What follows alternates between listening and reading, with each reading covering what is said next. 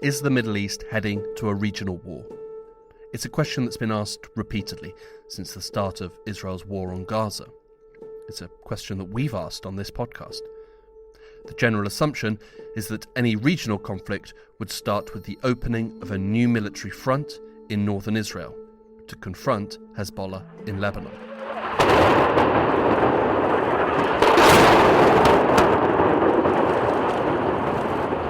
That front has now opened. Israeli airstrikes have increased sharply since September, and at the start of October, Israeli troops crossed the border into southern Lebanon. Is the Middle East heading to a regional war? Sort of, but not quite. It's suddenly spread beyond Israel and Palestine. Things are bad and getting worse, but it's also difficult to frame it in terms of a regional conflict, particularly as Iran continues to hold back on any major escalation beyond retaliatory strikes. But that does not make current events any less serious. In Lebanon, Israel is going after Hezbollah. The Iran-backed group is being hit from the sky by warplanes and on the ground is fighting Israeli soldiers. This week, how is Lebanon coping with the rising violence and the ever-growing risks? Is this the end of Hezbollah? And can a deal be done so that Lebanon avoids the same fate that Israel has imposed on Gaza? My name is Hugo Goodridge, and you're listening to The New Arab Voice.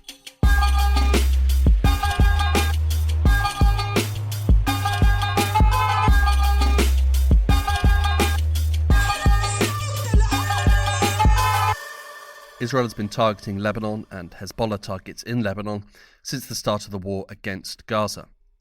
But in September, these efforts escalated rapidly. On September 17th, thousands of pagers used by Hezbollah members detonated simultaneously across Lebanon. At least 12 people were killed and thousands more were injured, and hospitals quickly became overwhelmed. The next day, more attacks, this time exploding walkie-talkies. Another 20 people were killed and hundreds more wounded. It was a highly audacious and coordinated attack. It struck hard at Hezbollah, their communications network, and the country as a whole. It was also described as terrorism. Over the next 9 days, Israeli airstrikes began pounding Lebanon. Southern Lebanon took the worst of the attacks, but also the south of Beirut, a densely populated part of the Lebanese capital. All these attacks built up to an airstrike on September 27th that killed Hezbollah chief Hassan Nasrallah. Since then, and to this date, the attacks have continued, spreading further across the country and killing more people. Additionally, on October 1st, the Israeli military announced that their troops had crossed the border into Lebanon. A further escalation and a worrying development. So let's start with the capital. It's very mixed. There are certain areas in Beirut that is operating as if they are on another planet, while there's other parts of Beirut that have been directly impacted by Israel's war on the country. So you've got those two poles. This is Yazan al-Sadi, the New Arab's international editor who lives in Beirut.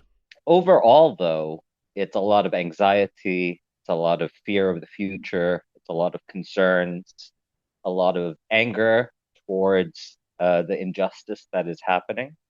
And there is blame on multiple parties for what is going on. So it's a very precarious moment for the city, the country, the society, and the impact on people is still, we're all trying to comprehend it, the impact in terms of the healthcare system, the economic system, just normal life. It's still, we're all seeing what is happening because it's a huge, huge earthquake for everyone here. To date, Israeli airstrikes have mainly targeted the south of the country and the southern part of the capital, but not exclusively. They've also hit the north and east and west of the country and the centre of Beirut. There is a sense of surprise in terms of how far Israel is going.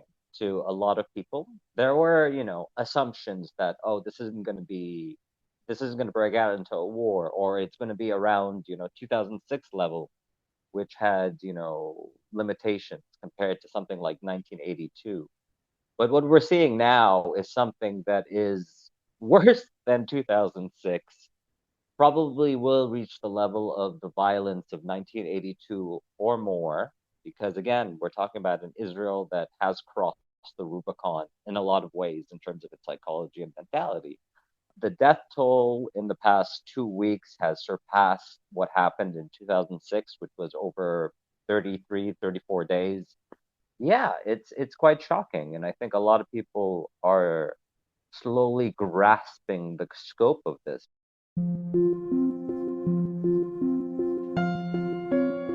A quick bit of Hezbollah revision. Hezbollah was founded in 1982 during the height of the Lebanese civil war.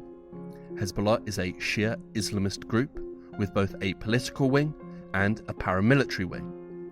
Since their inception, they've been supported by Iran with both arms and money.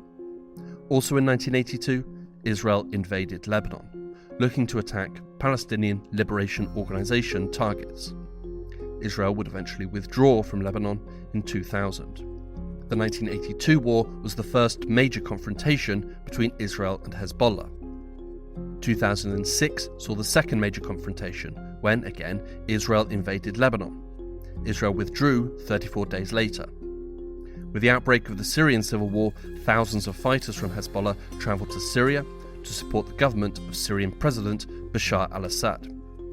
As well as being a paramilitary organisation, they also have a political branch. At the last parliamentary election in Lebanon, Hezbollah secured just shy of 20% of the vote.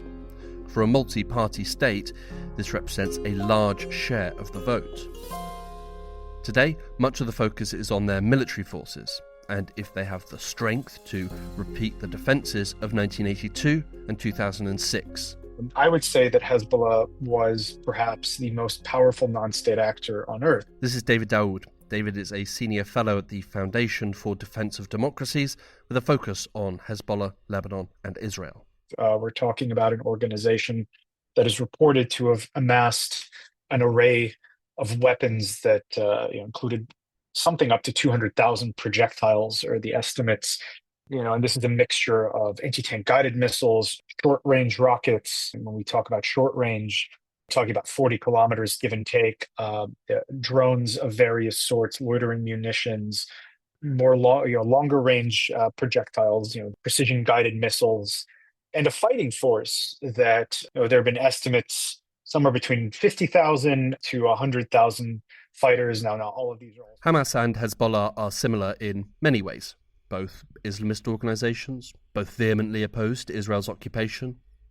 But Hezbollah far outweighs Hamas's military capabilities.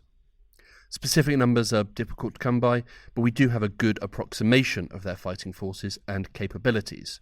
Although it's worth mentioning that not all of their tens of thousands of fighters are what you would describe as career soldiers. Many are enthusiastic amateurs. There is another difference between Hamas and Hezbollah worth mentioning.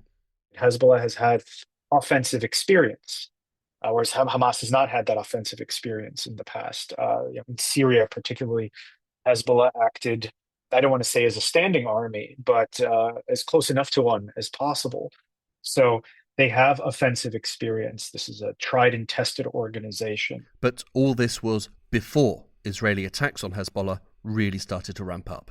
And we've seen Israel's attacks since September 17th have been meant to throw Hezbollah off kilter, complicate, if not sever, their ability to communicate between different cells, wiping out senior military and political leadership.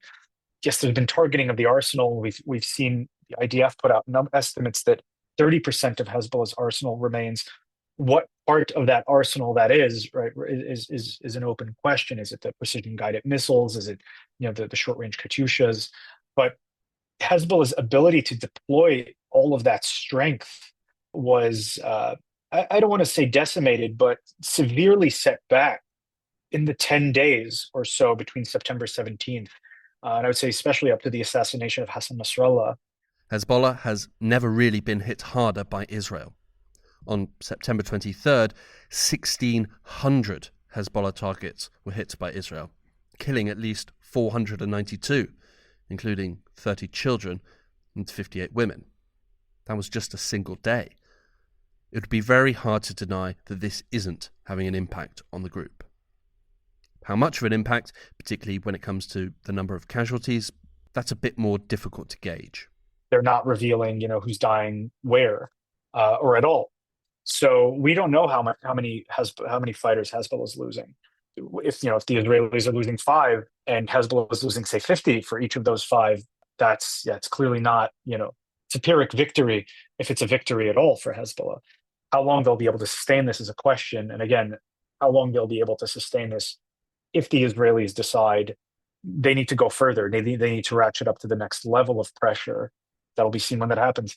While we don't know the exact numbers, there are some that we can categorically say have been killed, given their leadership profiles. Israel has been relentlessly targeting Hezbollah's leadership, with Secretary General Hassan Nasrallah being their most notable accomplishment. There is an obvious significance to these killings. But are they making an impact? Or are these eventualities that the group both expected and planned for? On the one hand, I think where the Israeli strategy has failed, right? There's this conversation in the counterterrorism field, this decapitation, right? Does removing a leader or leadership cadre lead to the dissolution or degradation of a terrorist organization? And, there's opinions back and forth. And I think where the Israelis have almost gamed the system on this is they've gone wide in rapid succession and they've gone deep, right? In the sense that they're not just killing the immediate leader or his successor, they're killing the successor's successor, and sometimes 3 or 4 levels down. So, if the next person in line is already kind of 4 rungs down on the ladder, does this person even have the capability, the knowledge, the veterancy, the experience to run either Hezbollah writ large or the components of Hezbollah that they may have to assume control over, when this is a very sophisticated organization? So I think there has been definitely a degradation of Hezbollah's experience and expertise that has happened. Hezbollah has certainly been degraded, both through attacks on its leadership and attacks on its military stores and supplies. As within Gaza, Israel does not appear overly concerned about how much collateral damage and how many casualties they cause. And with the number of Lebanese dead rising every day, a debate has erupted in Lebanon. Yazan al-Sadi again.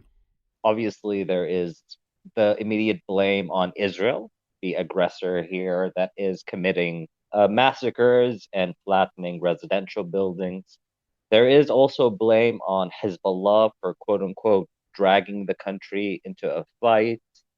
There is blame on the government because, regardless of a lot of statements prior to Israel's invasion of the country on September 30th, around September 30th, October 1st, prior to that, a lot of ministers were saying that the country is prepared to handle the impact, which turned out not to be true. A lot of people are displaced, more than 1 million people, and there's not enough shelters for multiple reasons. So there's blame to the government and the politicians, and there's blame on the international community for basically allowing this to happen.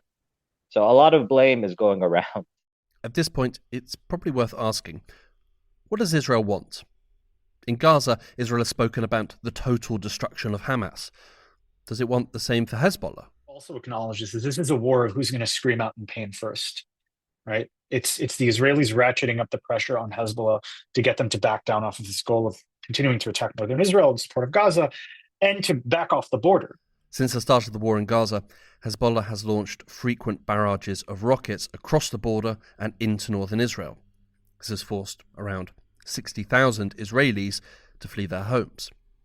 On September 16th, Israeli Prime Minister Benjamin Netanyahu added the return of the northern Israelis to their homes as an objective of the war. With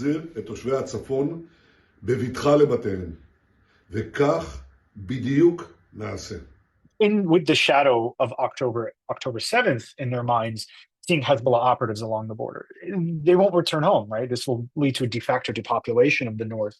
And so I think the Israelis are saying, okay, we're going to keep ratcheting up pressure until Hezbollah screams out in pain first. And Hezbollah is saying, well, we're going to make you scream out in pain first. So let's see who wins this contest of wills. Unlike in Gaza, for the time being, Israel appears to be content with the idea of simply deterring and preventing further attacks, as opposed to complete destruction. So I think the Israelis are settling for at least pushing the Hezbollah beyond the Litani, degrading their capabilities south of the Litani. The Litani River is in Lebanon and cuts across the country, around 30 to 40 kilometers north of the border with Israel. To where Hezbollah, neither its rockets nor its fighters can pose a threat to northern Israel. And then let the Lebanese deal with the rest of it if they're so inclined. But my sense, and again, this isn't based on anything I've seen the Israelis necessarily say, just kind of following all the threads together, my sense is if the Israelis push to this point, any Hezbollah movement south of the Litani River is going to be met with Israeli force.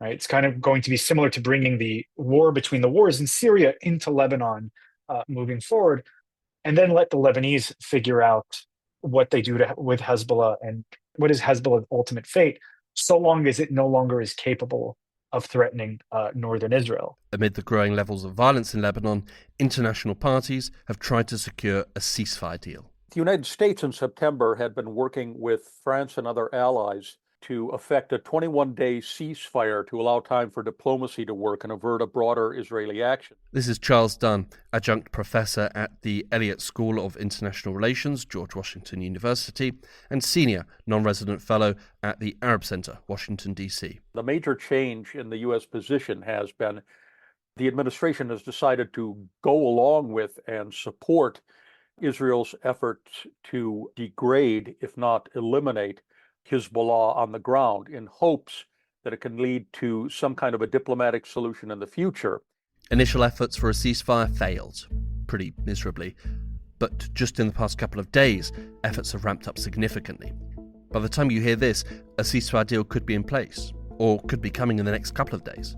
Hezbollah's interim chief, Naim Qassem, has reportedly said that the group would agree to a ceasefire, but also said that a viable deal has yet to be presented. The most significant shift has been Hezbollah reportedly saying that they would no longer be linking a ceasefire agreement with Israel to the end of hostilities in Gaza. Israel, for their part, as mentioned earlier, would want to see Hezbollah move away from the border, but on the condition that they continue to have the freedom to target Hezbollah in southern Lebanon. A ceasefire deal would certainly be good for the people of Lebanon, but as with any ceasefire deal, it's only as good as the people who sign it. And we currently don't know how serious either side are about keeping to any terms of the deal. There's also been a slight shift in US thinking when it comes to Israel's regional military activities. Yeah, I think the United States has recognized that Israel has the right to defend itself from Hezbollah attacks, mainly ballistic missile and drone attacks, which have taken place in many parts of the country. And the United States certainly recognizes that Israel has a right to create conditions in which the 60,000 people who have had to flee northern Israel because of the conflict should return. At the same time, in U.S. policy rhetoric right now, you don't hear that same mantra about Israel defending itself repeated as much as you did in the early days of the Gaza conflict. What you hear much more of is a focus on how this Israeli offensive can degrade Hezbollah and create an opening to restructure Lebanese politics in general. It's only a slight shift, but important nonetheless. There are a couple of likely reasons for this. The first is domestic in nature. I think there is a subtle realization by a lot of U.S. policymakers that Israel has a right to defend itself as a public talking point, has lost a great deal of force, particularly among U.S. voters who have followed the news closely over the last year and are extremely upset about what has taken place in Gaza. There is a political consideration, I think, involved in sort of the de-emphasis of that rhetorical aspect in terms of United States policy. Interestingly, Lebanon's caretaker Prime Minister Najib Mikati spoke of a possible deal before November 5th, when US citizens will go to the polls. The second likely reason is that the US is not approaching Israel's war in Lebanon with the same attitude it approached Israel's war in Gaza. It's a more realistic and pragmatic approach. The United States would like to see Hezbollah as a non-factor in Lebanese politics, but on the level of experts, they realize that that is really not going to be a realistic possibility. They are a very important political party. Even after this conflict, they will have significant military and organizational capabilities. They are seen by many Lebanese Shia as speaking for the Lebanese Shia community, and they run an extensive network of social services, largely with the help of Iran, that has been a lifeline for many Lebanese as the poverty rate has skyrocketed, the banking system has collapsed, and so on.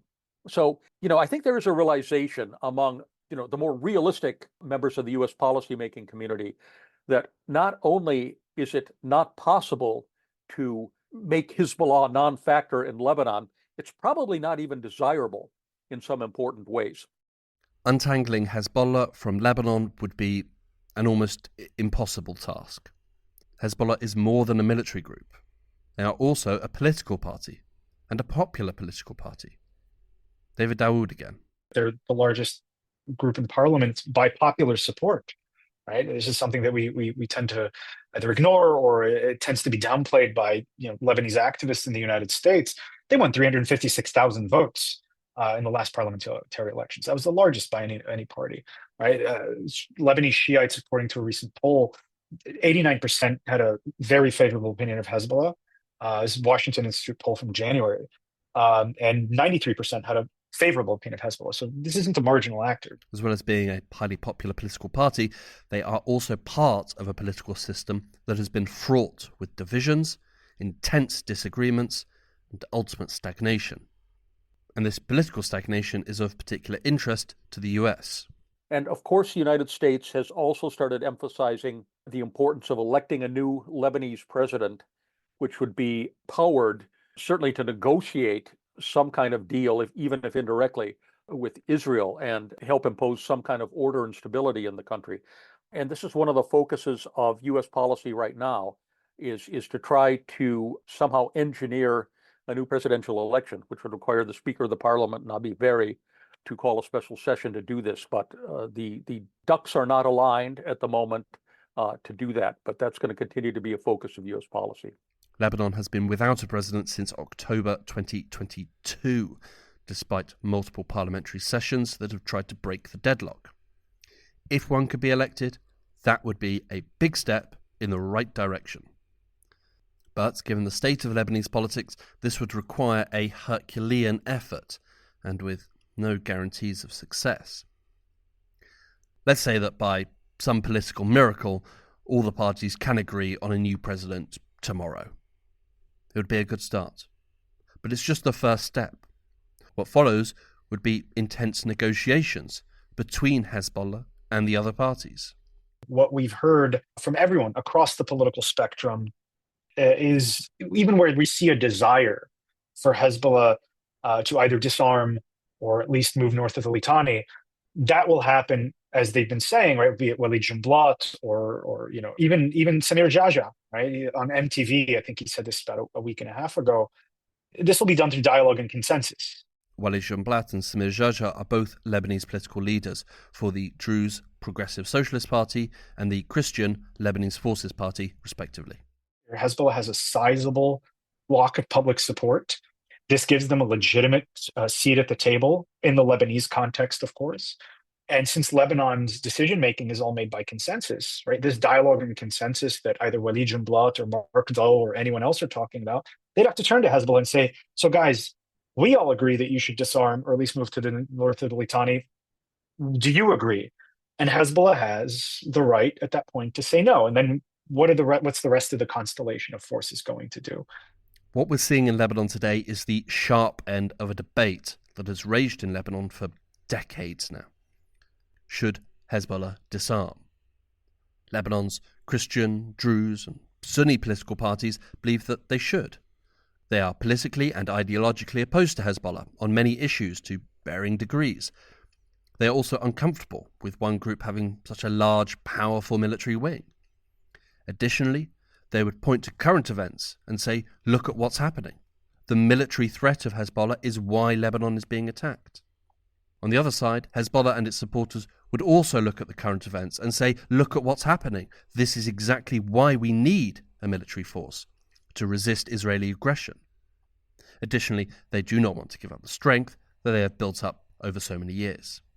So I don't think there's anything that could induce any force or constellation of forces in Lebanon, even assuming they had the capabilities, which they don't, to then have the will to drag the country into a civil war that is very likely unwinnable. I don't see anything besides, Lebanon, if they're able to kind of get a consensus outside of Hezbollah on them moving north of the Litani, even if they're able to get that, to do anything but to ask Hezbollah nicely, so to speak, to move its forces north of the Litani. And I don't see Hezbollah complying because they're not in the business of self-destruction, and accepting those terms would be by default accepting Israel's terms. If there is a deal for Hezbollah to disarm and withdraw, and if Hezbollah agrees to the terms of the deal, then it calls into question the purpose of the group. They style themselves as a resistance, but if they're no longer resisting, who are they? So what's the point of us going through all of this of supporting you?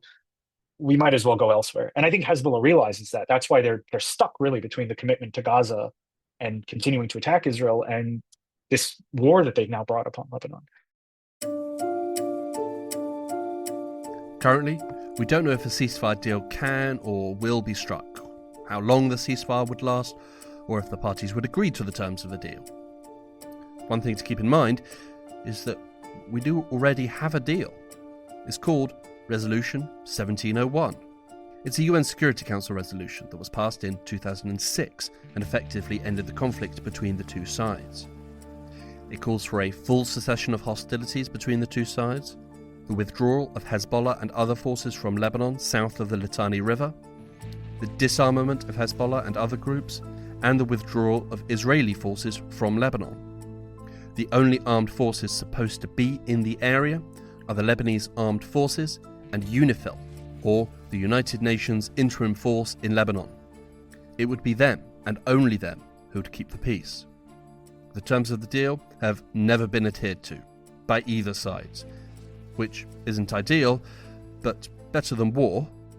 First of all, the UNIFIL mission is pretty narrow, and it's been hobbled from the very beginning by repeated violations of its terms by both Israel and Hezbollah. So mostly what UNIFIL can do right now is report violations, but it's in absolutely no position to confront either Israel or Hezbollah, despite the fact that they have basically 10,000 troops on the ground there.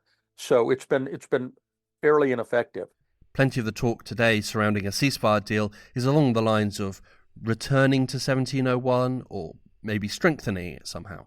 I think 1701 is theoretically viable, but we can't expect it to become an effective enforcement mechanism, nor can we expect UNIFIL to become an effective enforcement mechanism without some major changes in the political attitudes of the parties, including both Israel and Hezbollah, which would have to agree to withdraw its remaining fighters from the area. And I simply don't see that happening under the current circumstances.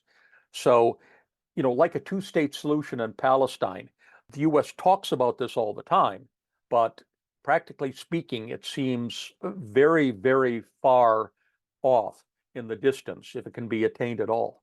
In most countries, the defence of a nation would not be left to the armed wing of a political party. It would be the nation's military. Which begs the question, where are the Lebanese armed forces? Lebanon has been invaded. Foreign planes are attacking civilians. Foreign soldiers are fighting on Lebanese territory. Right. Lebanon has, like all states, has an obligation under international law to prevent non-state actors and terrorist groups from using its territory to attack another state. And that would include Israel, notwithstanding Lebanon's refusal to either establish diplomatic relations with Israel or to acknowledge Israel's existence. International law also does not allow the use of force to resolve outstanding territorial disputes, right? So that element Lebanon is precluded from, and they have an active obligation, putting aside 1701. 1701 restates that obligation, but to prevent their territory from being used to attack another state by a non-state actor. Now, given that state, Israel has been attacked by an actor from within Lebanon, Israel has a right to act in self-defense, right? And that's subject to necessity and proportionality. Yazan al-Sadi. I think most people try to, in this country, and most Lebanese, let's say, try to hold on to the Lebanese army as a symbol of unity. But structurally, the Lebanese army was never made really to defend the country from, external forces.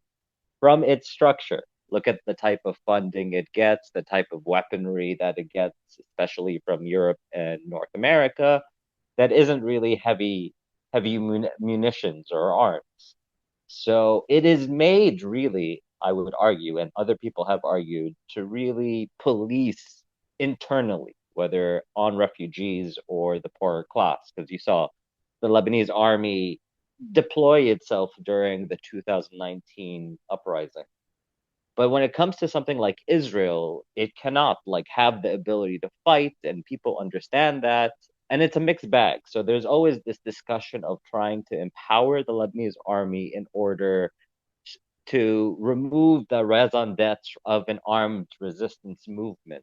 So, but if the LAF gets involved in this fight, then that suddenly implicates Lebanon, right? And suddenly Lebanon's assets, both the LAF itself, any auxiliary assets that may be supporting either Hezbollah's or the LAF's war effort, become fair game for the Israelis. Again, subject to jus in bello, distinction, proportionality, military necessity, and unnecessary suffering. And I think Lebanon wants to stay out of this fight. If the Lebanese armed forces act against Israeli aggression, it would be tying itself to Hezbollah, which it doesn't want to do. Another option would be to confront Hezbollah itself. If Lebanon were willing to or able to restrain Hezbollah in any way, then that would negate Israel's right to use force in self-defense right now, because it would be fulfilled through Lebanese action. But the LAF is unwilling to do so, clearly, or unable to do so, or both. And look, if we go back to Lebanon's last civil war, if they get involved one way or another, there's a risk that the LAF may fracture along partisan or sectarian lines, and I don't think the Lebanese want that. So the LAF ends up just sitting by the wayside, and regardless of how much training or equipment you pump into them, I think that's going to remain their posture. They will only act by Lebanese consensus, like the rest of Lebanon. Embroil itself with Hezbollah or go against Hezbollah? One option pits it against Israel, and the other option threatens a severe fracturing that has the potential to tear the country apart. Two very bad options. It leaves them with the third option: do nothing. Lebanon has not seen violence and destruction on this scale since the Lebanese Civil War. As of October 31st, 2,865 people have been killed. Over 13,000 have been wounded. Hospitals have been attacked 55 times. 8 are now closed. Between the crippling economic crisis and the political stalemate, the country can ill afford what is happening now. We're seeing efforts for a ceasefire, and an end to the violence would surely be welcomed, even if it's brief. Current reporting suggests a 60-day ceasefire. But somehow, Lebanon and Hezbollah are going to have to come to a more formal arrangement. What is their role in Lebanon? How do they fit into the state structure? And how does their armed wing fit in? And what is Hezbollah's identity going forward? David Dawood again. There are certain dogmas that die hard in foreign policy, and one of the dogmas that has been around since 2005 is that we strengthen the Lebanese state, and that acts as a countermeasure against Hezbollah, as if these two things are separate and dichotomous. Look, whereas Lebanon equals Hezbollah equals Lebanon is an oversimplification of matters. But the idea that Hezbollah and Lebanon are entirely distinct, and that the Lebanese state and Hezbollah are entirely distinct, is also equally oversimplistic and fictitious. Hezbollah is part of Lebanon's national, political, and social fabric, whether we like it or not, whether their objectives are desirable or good or not. There are Lebanese citizens that have empowered them to act on their behalf. And you can't tell one segment of Lebanon's population, let's say the supporters of Samir Jaja, yes, you get a seat at the table, but then turn to other Lebanese citizens and say, you don't get a say. Lebanon would fall apart. And final words to Yazan al-Sadi. Like, it seems like it's going to be longer, that this is a new norm, even in terms of their demands about wanting Israeli freedom to operate in the skies and to have a major buffer zone in the south. That implies continual warfare. You know what I mean? That implies continual violence. So I think a lot of people are slowly grasping that. There's a lot of people also that are still bargaining with themselves about the situation, being like, oh, it couldn't be worse. But really, it could get worse. And it seems to be getting worse.